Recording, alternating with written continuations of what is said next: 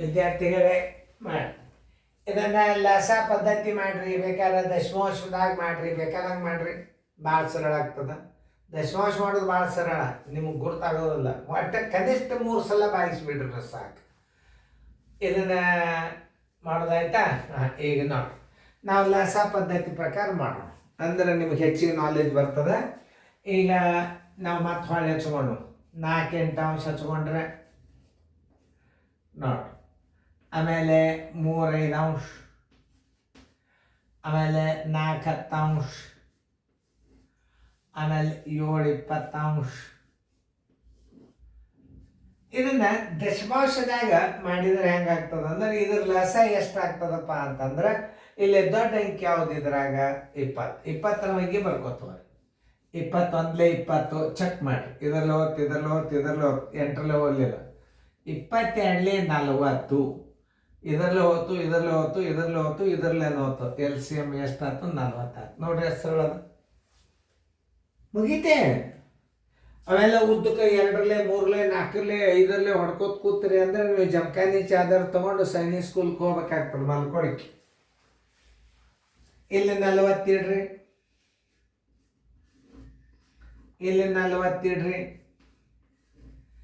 ಇಲ್ಲಿ 40 ಇಡ್ರಿ, ಇಲ್ಲಿ 40 ಇಡ್ರಿ. ಇವೆಲ್ಲ ಹೊಸ ಪದ್ಧತಿ ಬಂದಾವ, ಈಗೆಲ್ಲ ಗಣಿತಗಳು ಹಳೆ ಪದ್ಧತಿ ಹೋಗ್ಯಾವಿ ನೋಡಿ. 8 5 5 4, 8 5 40, 5 4 20, 5 8 40, 8 3 24, 10 4 40, 4 4 16, 22 40, 2 7 14. ಏರಿಕೆ ಕ್ರಮ ಬರೋಬರಿ, ಏರಿಕೆ ಕ್ರಮ ಬರೋಬರಿ. ಚಿಕ್ಕ ಅಂಕಿ ಯಾವ್ದು ಕಂಡಿಡ್ರಿ, ಇದ್ರಾಗ ಅತಿ ಚಿಕ್ಕ ಅಂಕಿ ಯಾವುದು? 14 ಫಸ್ಟ್ ಇದೆ. 7 20. ಇದನ್ನು ತೆಗೀರಿ. ಇದಕ್ಕಿಂತ ಸ್ವಲ್ಪ ದೊಡ್ಡ ಅಂಕಿ ಯಾವುದು? ಇದು 4 10. ಮೂಲ ಬಿಂದರ ಹಚ್ಕೋಬೇಕು ಇದು. ಇದಕ್ಕಿಂತ ಸ್ವಲ್ಪ ದೊಡ್ಡ ಅಂಕಿ ಯಾವುದು? 20 4 8.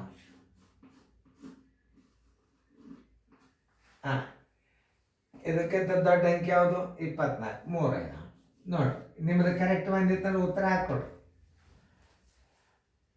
ನೋಡಿ, 7 8.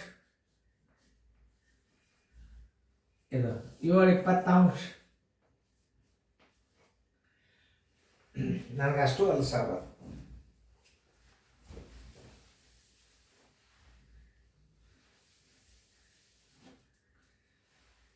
7 20, 8 12, 4 15, 11 60. ಇದರ ದೊಡ್ಡ ಅಂಕಿ ಯಾವುದು? 60. 60ರ ಬಗ್ಗೆ ಬರೀ 61 60 ಎಲ್ಲ ಅಂಕಿಲೆ ಭಾಗ ಹೋಗ್ತದಲ್ಲೋ ಚೆಕ್ ಮಾಡ್ರಿ. 20ರಲ್ಲಿ ಹೋತ್, 12ರಲ್ಲಿ ಹೋತ್, 15ರಲ್ಲಿ ಹೋತ್, 60ರಲ್ಲಿ ಹೋತ್. ಇದೆ LCM ನೋಡ್ರಿ. ಸರಿ, 60 ಇಲ್ಲಿ 60, ಇಲ್ಲಿ 60, ಇಲ್ಲಿ 60 ಬಾಕ್ಸ್. 23 3 7 21, 12 5 5 8 40, 15 4 4 4 16, 61 1 11.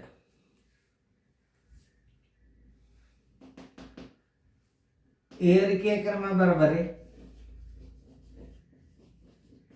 ಏರಿಕೆ ಕ್ರಮ ಬರೋಬರಿ. ಚಿಕ್ಕದಿಂದ ದೊಡ್ಡದು, ಚಿಕ್ಕದಿಂದ ದೊಡ್ಡದು.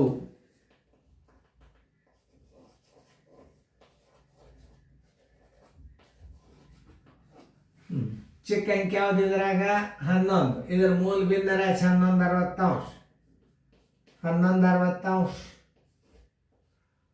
ಇದಕ್ಕಿಂತ ಸ್ವಲ್ಪ ಅಂಕಿ ದೊಡ್ಡದು ಯಾವುದು? 16 4 15. ಇದಕ್ಕಿಂತ ಸ್ವಲ್ಪ ಅಂಕಿ ದೊಡ್ಡದಿದ್ದದ್ದು 21 ಮೂಲ ಬಿಂದ ರಾಶಿ 7 20. ಇದಾಗಿಂದ 8 12. ನೋಡಿ, ನಿಮಗೆ ಹೆಚ್ಚು ಕಡಿಮೆ ಎಲ್ಲರಿಗೂ ಏರಿಕೆ ಕ್ರಮದಾಗ ಎಲ್ಲ ನಿಮ್ಮ 4-5 ಉದಾಹರಣೆ ಹಾಕ್ಯದ. ಈಗ ಮುಂದಿನ ಇಳಿಕೆ ಕ್ರಮದಾಗ ಬರ್ತಾವ. ಇಳಿಕೆ ಕ್ರಮದಾಗ ಬರಿಬೇಕಿನ್ ಮುಂದೆ ಸಾಕ್ರಿ. ಇದನ್ನೇ ನೀವು ಇಳಿಕೆ ಕ್ರಮದಾಗ ಒಂದಷ್ಟು 4-5 ಒಂದು 3-4 ಬೋರ್ಡ್ ನೀವು ಪರ್ಫೆಕ್ಟಾಗಿ ಬಿಟ್ರಿ ಅಂತಂದ್ರೆ ಮುಗಿದು ಎಲ್ಲ ಬಂದ್ಬಿಡ್ತಾವ ಗಣಿತವು. ಇಳಿಕೆ ಕ್ರಮ ಏರಿಕೆ ಕ್ರಮ ಬಂದದಿಂದ ಇಳಿಕೆ ಕ್ರಮ ತಾನೇ ಬರ್ತದೆ. ಲಸ ತೆಗೆಯುವಂಥ ಪದ್ಧತಿ ಗುರ್ತಾತಲ್ಲ ನಿಮಗೆ. ಬೇಕಾದಂಥ ಭಿನ್ನರಾಶಿ ಇರಲಿ ಬಾಯಲ್ಲಿ ಲಸ ತೆಗೆದು ಕಲಿಸ್ತಾನ. ಯಾಕಂದ್ರೆ ಟೈಮ್ ಉಳಿತಾಯ ಮಾಡಬೇಕು. ಹಿಂಗೆಲ್ಲ ರೀತಿ ಪ್ರಕಾರ ಇನ್ನು ನಿಮಗೆ ಬಾಯದಿಂದ ಏರಿಕೆ ಕ್ರಮ ಇಳಿಕೆ ಕ್ರಮ ಕಲಿಸ್ತಾನ. ದೊಡ್ಡ ಯಾವುದು ಸಣ್ಣ ಯಾವುದು ಚಿಕ್ಕದು ಯಾವುದು ಮೊದಲ ತಿಳ್ಕೊಂಡು ಅಭ್ಯಾಸ ಮಾಡಬೇಕು. ಸುಮ್ಮ ಅಭ್ಯಾಸ ಮಾಡಿ ಉಪಯೋಗ ಇಲ್ಲ. ಅದನ್ನು ಅರ್ಥ ಮಾಡ್ಕೋಬೇಕು. ಹಿಂಗೆ ಮಾಡ್ಬೇಕು. ನಿಂದು ಕ್ರಿಯೇಟಿವ್ ಮೈಂಡ್ ಅಂದ್ರೆ ನಿನ್ನ ವಿಚಾರ ಶಕ್ತಿ ನನಗಿಂತಲೂ ಮುಂದೆ ಓಡಬೇಕು. ಸರ್ ಇದನ್ನ ಹಚ್ತಾರೆ ನೋಡ ಹಿಂಗೆ ಸದ್ಯ ಈಗ ಮುಂದೆ ಇದನ್ನೇ ಹಚ್ತಾರೆ ನೋಡಿ. ಹಿಂಗೆ ಯಾರು ಮುಂದಾಲೋಚನೆ ಮಾಡಿ ಆ ವಿದ್ಯಾರ್ಥಿ ಈ ಗಣಿತಗಳನ್ನು ನೋಡ್ತಾನೆ ಅವ್ನು ಸಕ್ಸಸ್ ಆಗಲೇಬೇಕು. ಸರ್ ಇದನ್ನೇ ಬರೀತಾರ ಅಂತ ಆ ವಿದ್ಯಾರ್ಥಿಗೆ ಮೊದಲೇ ಅಡ್ವಾನ್ಸ್ ಗುರ್ತಾಗಬೇಕದು. ಅಂದ್ರೆ ಅವ್ನು ಲಕ್ಷ ಕೊಟ್ಟು ಅಭ್ಯಾಸ ಕೇಳ್ತಾನ, ಲಕ್ಷ ಕೊಟ್ಟು ಅಭ್ಯಾಸ ನೋಡ್ತಾನ ಅಂತ ಅರ್ಥದು. ಅವ್ನು ಹೇಳ್ದಂಗೆ ಇಟ್ಕೊಂಡು ಅವ್ನಿಗೆ ಭಾಳ ಖುಷಿ ಆಗ್ತದೆ. ಹೌದು, ನಾವು ಸಣ್ಣಾಗಿದ್ದಾಗ ಗಣಿತದಾಗ ನಾ ಹಂಗೆ ಇದ್ದೆ. ಮ್ಯಾಥ್ಸ್ ಎಲ್ಲಕ್ಕಿಂತಲೂ ಫಸ್ಟ್ ನಾನೇ ಹೋಗಿ ಕೊಡ್ತಿದ್ದೆ ಟ್ಯೂಷನ್ ಕ್ಲಾಸಿಗೆ ಹೋಗಾಗ. ಅವರು ಫೇಮಸ್ ಜಮಖಂಡಿ ಒಳಗೆ ಹೋಳಿಗೆ ಸರ್ ಅಂದ್ರೆ ಫೇಮಸ್ ಮ್ಯಾಥಮೆಟಿಕ್ಸ್ ಅವ್ರ ಸ್ಟೂಡೆಂಟ ನಾನು. ಬಾಗಿಲ ತೆಗೆದ್ರಾಗ ನಾನೇ ಹೋಗಿ ನಿಂದಿರ್ತಿದ್ದೆ. ಹಂಗೆ ಮನಸ್ಸು ಬೇಕು, ಕಲಿಬೇಕು ಅನ್ನೋಂಥ ಛಲ ಬೇಕು. ಅವ್ರ ಪುಣ್ಯದಿಂದ ಇಷ್ಟೆಲ್ಲ ಗಣಿತ ನಂದು ನಿಮಗೆ ಹೇಳೋಂಥ ಶಕ್ತಿ ಬರ್ಬೇಕಾದ್ರೆ ಆ ಗುರುಗಳ ಮಾರ್ಗದರ್ಶನ. ನೀವು ಹಂಗೆ ಆಗ್ರಿ, ಚೆನ್ನಾಗಿ ಶಾಣ್ಯರಾಗ್ರಿ, ಪ್ರಯತ್ನ ಮಾಡಿರಿ.